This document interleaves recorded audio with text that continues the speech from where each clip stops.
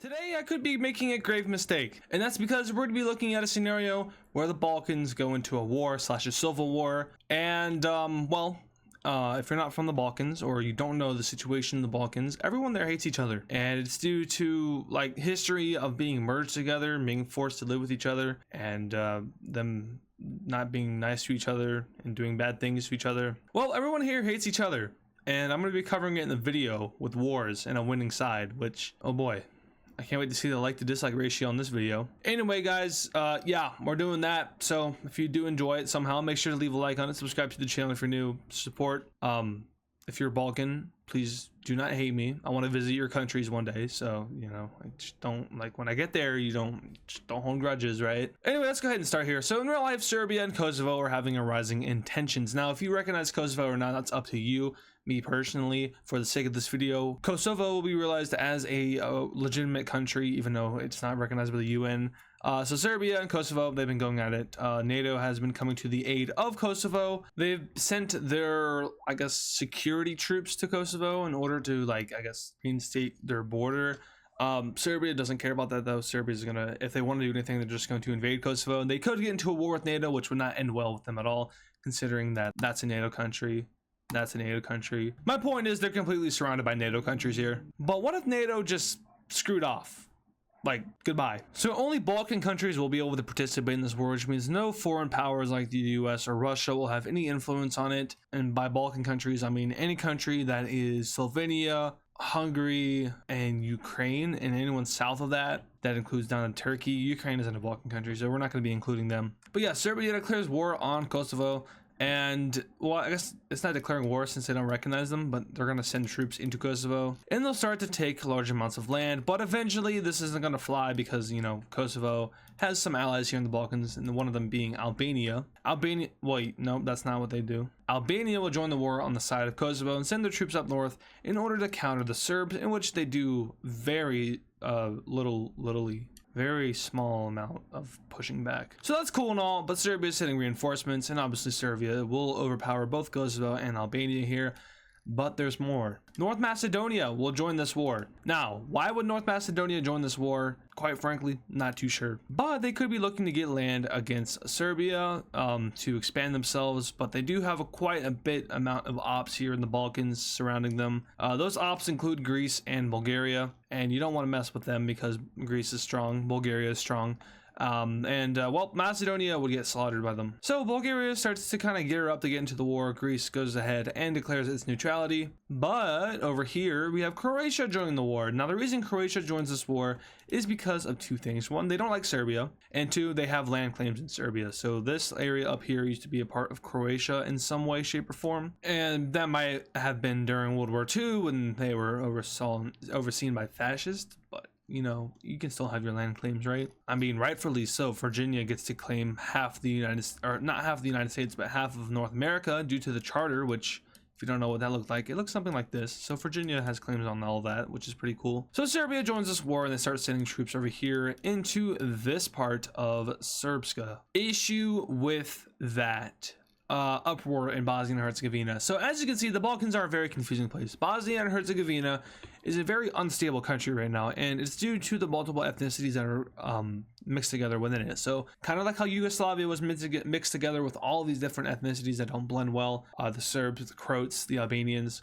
Well, Bosnia and Herzegovina is kind of just like a smaller version of that. And within Bosnia and Herzegovina, you have the Bosnians, you have the Croats, and you have the Serbs and some other groups. But basically, civil war. Now, the government of Bosnia and Herzegovina is mostly aligned with NATO and Croatia, the West, if you will. However, the groups within Bosnia and Herzegovina that would look to break away are aligned with Serbia, and those groups are scattered around. Now, of course, I could look up an official map, but since I am AdizzPro, I will not be doing that and drawing my own map. Of course, the Croats are going to hug the actual border of Croatia and down to here. The Serbs are going to be near Serbia, but I think they're also kind of like blotched within. Now, unfortunately for these Serbian rebellions in Bosnia and Herzegovina, Croatia will go ahead and take care of this first group. Bosnia, their central government, will be able to push back the second group. But unfortunately for Serbia here, they will be able, or not unfortunately, but fortunately for Serbia here, they will be able to push out the Croatian army and even enter into Croatia itself in order to take some land. Now, They now have one big buildup of a lineup here against Croatia and Bosnia and Herzegovina. And at this point, let's just go ahead and get this whole thing rolling here. Slovenia will join this war. Why would they join this war? There's literally no reason for them to join this war. It would best serve them if they did not join this war, but they will be joining this war. And the reason for that being is that it's a Balkan battle royale or something like that. Actually, I might have done a video like this before, so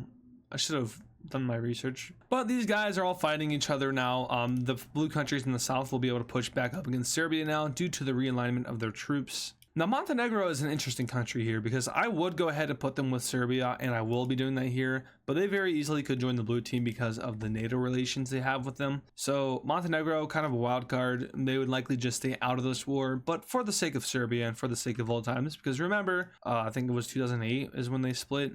But they used to look something like this. That was Serbia, and then the Montenegrins, they broke away. So they joined this war, and they immediately make an impact, pushing into both Croatia and into Albania. So now they're not going to be able to do too much here because they are a relatively small country with a relatively small army. They'll be able to push a little bit, and that's about it. So other than that, they're on defense. Kosovo will get bombarded and beelined by Serbia, and that's unfortunate for them because now Serbia has a walkway into both North Macedonia and Albania. These North Macedonian troops, which were over here in Serbia, they are pushed out, and instead they are replaced with Serbian troops who push in. Over here with Croatia and the others, they will have a massive frontline success against Serbia. Comparing the armies of Serbia and Croatia, I'm pretty sure they're fairly similar. Yeah, so in Europe, Croatia is ranked number 23, Serbia is number 18. I knew Serbia was stronger. But when you're factoring Slovenia and Bosnia and Herzegovina as well, that pretty much equals out between Serbia and these three. And Serbia also has to send their troops down south, which means that yes, the blue team would have the advantage here, but not for long, because a little somebody by the name of Bulgaria will be joining this war. And the reason for Bulgaria's joining is because they have beef with North Macedonia, and they want to go ahead and, well, get rid of that beef. I keep putting the countries on the wrong side. I think I might have a brain tumor. Anyway, nope, that's not right. Come on. Okay, boom, God. Okay, now North Macedonia gets steamrolled. And along with North Macedonia, Albania is also getting some of that. Tirana isn't captured just yet, but it's getting pretty close. Up north, though, the blue team is making some pretty impressive gains as they take over almost all of Montenegro and start to push towards Serbia's capital, Belgrade. Now here is another turning point in the war because, well, we need turning points. Greece joins the war, which, you know, that doesn't seem to be a turning point, but the effects of Greece joining the war, that is a turning point. And what do I mean by that? Well, with Greece, you can't have Greece without Turkey. And Turkey joins the war on the side of the blue team in order to aid Albania and to also, well, settle some beef with Greece. Turkey's arrival in this war is going to immediately influence the outcome of the war because Turkey is like the 10th, 11th, 12th, 15th, 16th. They're one of those. They're strong, and they're just gonna boss around the Balkans here. This does lead to Romania joining this war on the side of the red team, and that's just to kind of bring balance to the Balkans. Romania believes that, you know, they believe in Serbia. First of all, they don't even recognize Kosovo, and neither does Greece. So those are two things that they have, all three of those countries have in common. So it would make sense for them to fight together. But Romania also does not have that much beef with Serbia. They're kind of friendly with each other, if I remember correctly. So all in all, Romania joining this war is just like the final nail in the coffin for this whole Balkan gangbang weirdness. Yeah, Turkey's taking names. Bulgaria is getting absolutely rushed, and Turkey's entrance into the war also leads to an Albanian counteroffensive, which goes pretty well. They meet up with Croatian forces up north, but as it looks like the red team is getting smashed, we have one final country joining, and that country is actually going to be the country of Hungary. The reason for Hungary joining, they have multiple reasons to join. First of all, they're not really that true of a democracy. They are, but they're ruled by a guy who isn't very democratic as a person. Number two, Transylvania. They have beef with Romania about that. And number three, they have land claims on Serbia. They kind of overlap with Croatia, so there could be some issues there after the war is over. But all in all, Hungary is looking to kind of rebuild their old empire, and this is a perfect opportunity to do it. So Hungarian troops push into northern Serbia and take over the land that they wanted, and they also start to push into Romania. Now, the issue with Romania over here is Big Mountain, so they don't do too much. Turkey will continue to push up north, and now go into Romania. Now, Romania, of course, is a strong country, but against Turkey, not so much. And, you know, they also have to fight Greece, so we're not going to go ahead and say that they're going to take their capital, but they're getting awfully close to it. The Serbs start to choke the war away as they lose their capital of Belgrade, and consequentially, what? See, I don't like English, you know, I might just like learn a new language. Like maybe I want to learn German and just like do videos in German. Actually, no, not German. Let's do Dutch. Dutch is like way closer to English. Well, no, it's not closer to English, but it's easier to learn for English speakers. Dus vandaag gaan we met kat rommelen.